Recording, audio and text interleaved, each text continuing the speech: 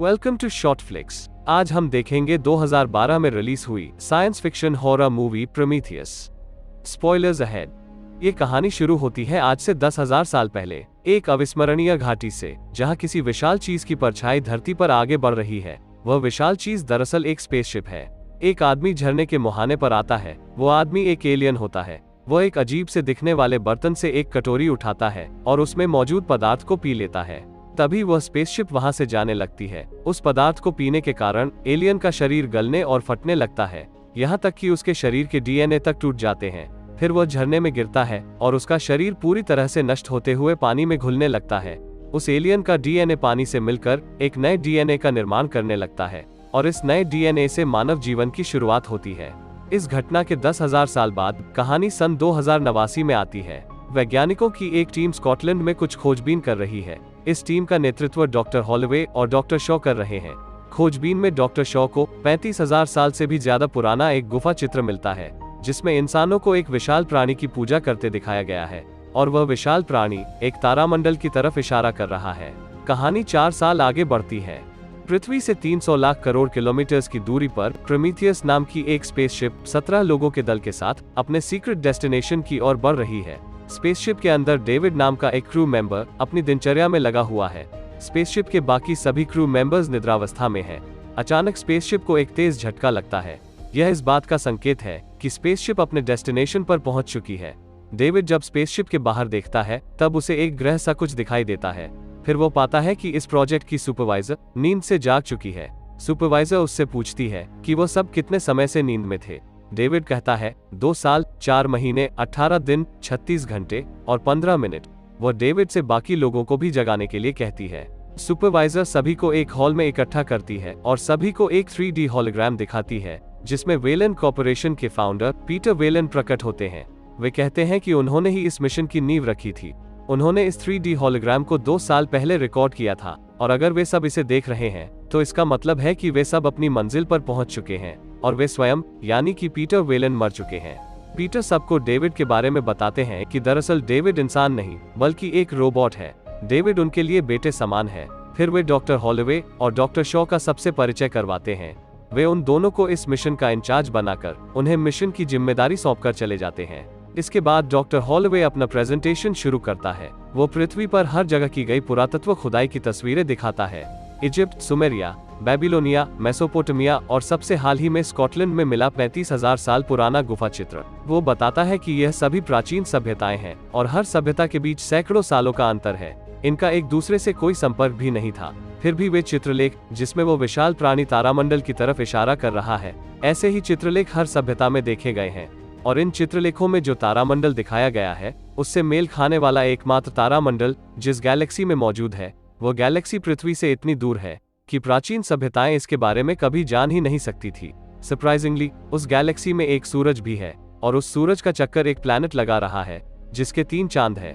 उनमें से एक चांद पर जीवन बनाए रखने के लिए सक्षम वातावरण है, काफी कुछ हमारी धरती जैसा, और आज सुबह ही वे उस चांद पर पहुंच गए हैं। इसके आगे डॉक्टर शॉ बताती है कि चित्रलेख में जो विशाल प्राणी दिखाया गया है वो असल में एक एलियन है और उन्होंने ही हम इंसानों की रचना की है। एक तरह से वे हमारे इंजीनियर्स हैं जिन्होंने हमें बनाया है और इन चित्रलेखों के माध्यम से वे हमें एक तरह से संदेश दे रहे हैं कि आओ और हमें उस तारामंडल में ढूंढो। प्रेजेंटेशन के बाद डेविड दोनों डॉक्टर्स को सुपरवाइजर के चेंबर में ले जाता है। सुपरवाइजर दोनों डॉक्टर्स से कहती है कि अगर उन्हें इस चांद पर एलियंस मिलते हैं तो कोई भी उनसे संपर्क करने की कोशिश नहीं करेगा। दोनों डॉक्टर्स उससे इसकी वजह पूछते हैं, लेकिन वो उन्हें कुछ भी बताने से इनकार करती है। अगले सीन में डेविड और दोनों डॉक्टर्स बातें कर रहे होते हैं। डेविड उन्हें बताता है कि उसने पिछले 2 वर्षों में कई प्राचीन भाषाओं को समझा है और अब वह उन एलियंस से बात करने में सक्षम है। फिर वे लोग उनकी स्पेसशिप उस चांद पर उतारने लगते हैं। तभी डॉक्टर हॉलवे की नजर एक स्ट्रक्चर पर पड़ती है। वह स्ट्रक्चर किसी भी तरह से कुदरत की पैदाइश नहीं लग रहा था। वह कैप्टन को स्पेसशिप वहीं पर उतारने के लिए कहता है। वहां का वायुमंडल बिल्कुल पृथ्वी जैसा था, लेकिन कार्बन डाइऑक्साइड 3% से ज्यादा थी, इसलिए 2 मिनट भी सूट के बिना, यानी निश्चित मौत। अंधेरा होने में कुछ ही घंटे बाकी थे। डेविड सहित 6 लोगों का दल उस विशाल स्तूप जैसे दिखने वाले स्ट्रक्चर की तरफ बढ़ता है। दल में मौजूद जियोलॉजिस्ट बताता है कि वह स्ट्रक्चर अंदर से खोखला है। वह सभी उस स्ट्रक्चर में प्रवेश करते हैं। फिर जियोलॉजिस्ट पूरे क्षेत्र की ड्रोन्स द्वारा स्कैनिंग शुरू कर देता है। जिससे कि उसका एक 3D मैप स्पेसशिप में कैप्टन और बाकी टीम देख सके। डॉक्टर हॉलोवे बताता है कि यहाँ बाहर की तुलना में कार्बन डाइऑक्साइड की मात्रा बहुत कम है। वो कहता है कि यहाँ ऐसा कुछ है जो हवा को साफ कर रहा है। फिर वो अपना हेलमेट उतार देता है, लेकिन उसे कुछ भी नहीं होता। वह जीवित था। बाकी सब भी अपना हेलमेट उतार देते हैं। डेविड को एक स्विच बोर्ड दिखाई देता है जिसमें कुछ चिन्ह बने होते हैं। वो उनमें अपनी उंगली चलाता है, जिसके बाद उन्हें प्रकाश में कुछ विशालकाय लोगों की भागती हुई आकृति दिखती है। वह एक 3D रिकॉर्डिंग होती है। उस रिकॉर्डिंग में वे विशालकाय लोग किसी चीज से डरकर भाग रहे होते हैं। सभी उन आकृतियों के पीछे भागते हैं। उनमें से एक आकृति दरवाजे पर आकर गिर जाती है और दरवाजा बंद हो जाता है, जिससे सर दरवाजे के उस तरफ और धड़ इस तरफ कटकर रह जाता है। जियोलॉजिस्ट उस विशालकाय प्राणी का शरीर देखकर घबरा जाता है और बायोलॉजिस्ट के साथ वहां से स्पेसशिप पर लौट जाता है। डॉक्टर शॉ को कार्बन रीडिंग से पता चलता है कि उस विशाल जीव को मरे लगभग 2000 साल गुजर चुके हैं।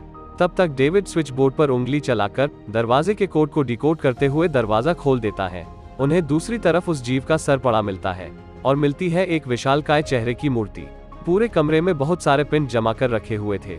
जमीन पर केंचुए जैसे जीव थे।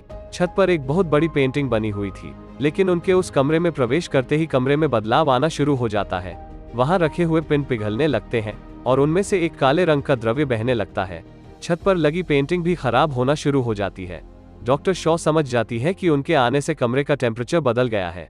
वह सभी को जल्दी से वहां से बाहर निकलने के लिए कहती है और उस कटे हुए सर को अपने साथ ले जाने के लिए एक बड़े से पॉलिथीन बैग में डाल लेती है।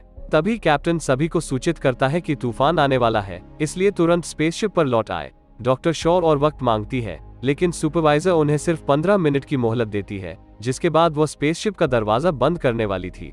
इधर डेविड सबसे छिपाकर धीरे से एक पिंड अपने बैग में डाल लेता है। उन पिंडों से निकलते द्रव्य को कुछ केचुए अपना भोजन बना रहे थे। वे सब तेजी से स्पेसशिप की ओर बढ़ते हैं। तूफान 200 किलोमीटर प्रति घंटे की गति से उनके पीछे आ रहा होता है। यह कोई साधारण तूफान नहीं था। उसमें सिलिका के कण और हजारों वोल्ट की बिजली थी। वे लोग स्पेसशिप पर बस पहुंच ही पाते हैं कि तभी उनके वाहन से एलियन का सर उछलकर गिर जाता है। उस सर को उठाने के चक्कर में डॉक्टर शॉ तूफान में उड़ जाती है।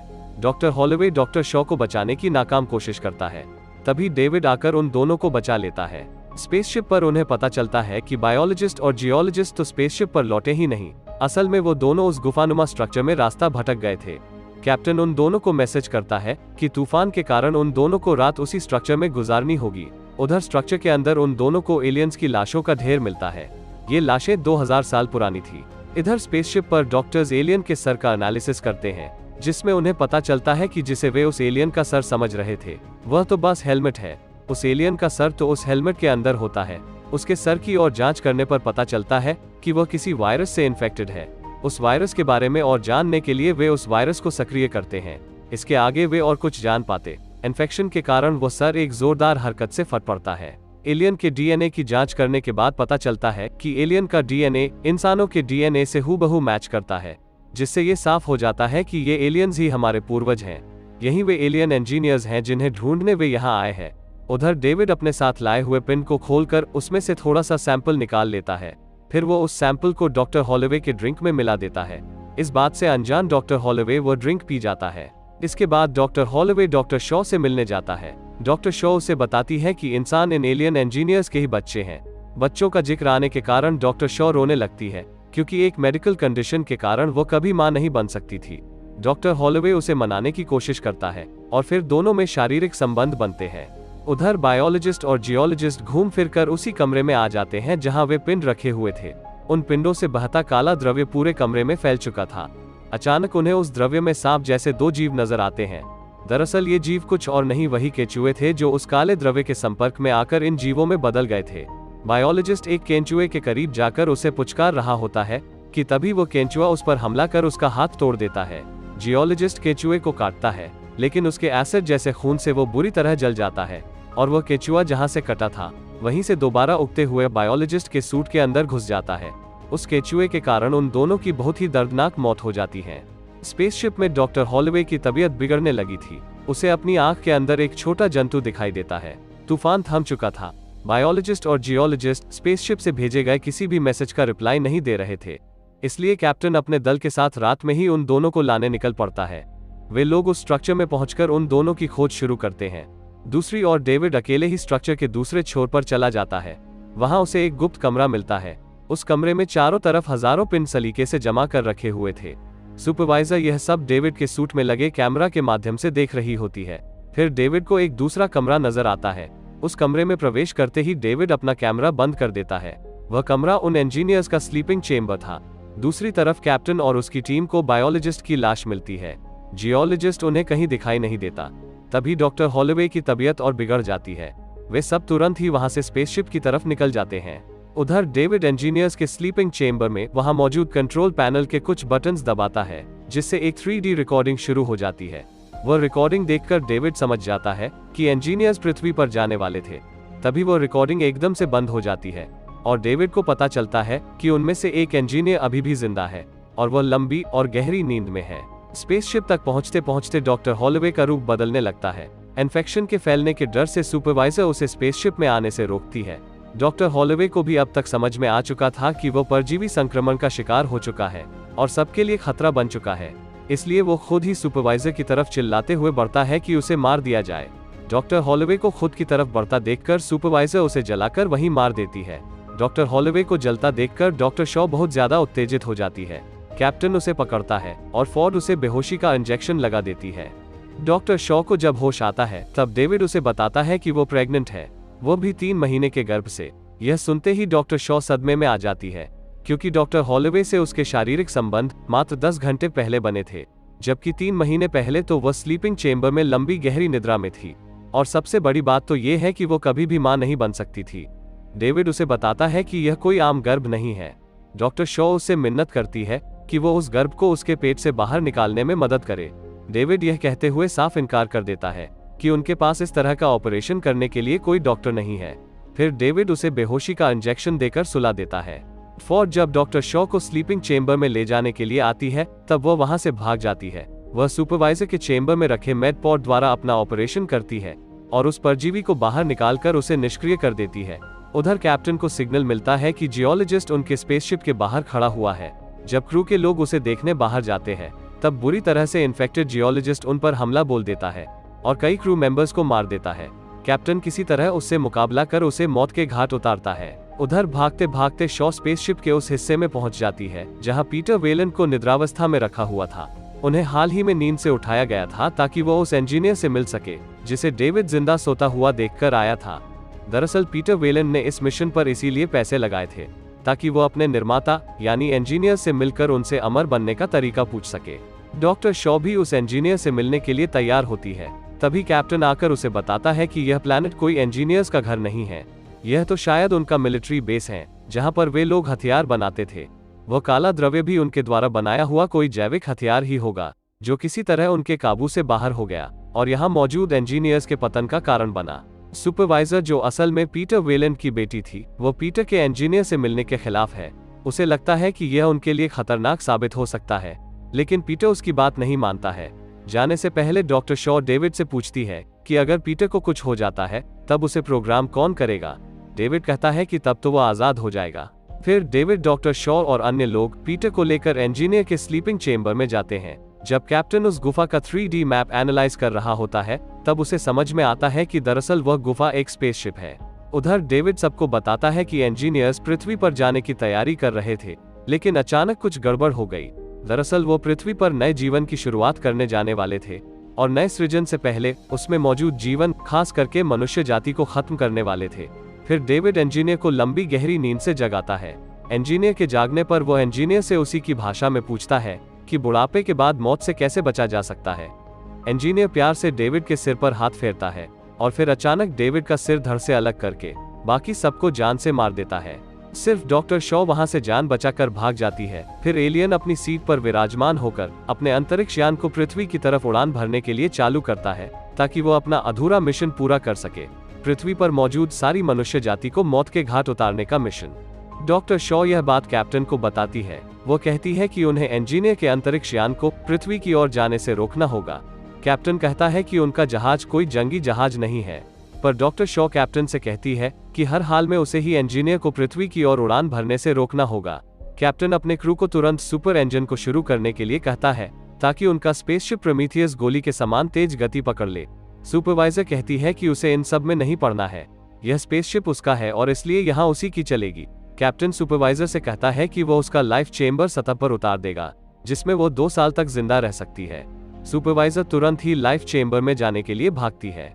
कैप्टन बाकी क्रू मेंबर्स को भी लाइफ चेम्बर में जाने की हिदायत देता है, लेकिन कोई और नहीं जाता है और वो सब कैप्टन के साथ पृथ्वी को बचाने के लिए खुशी खुशी अपने प्राणों की आहुति देने को तैयार हो जाते हैं। उधर इंजीनियर का अंतरिक्ष यान अपनी उड़ान भरना शुरू कर चुका था।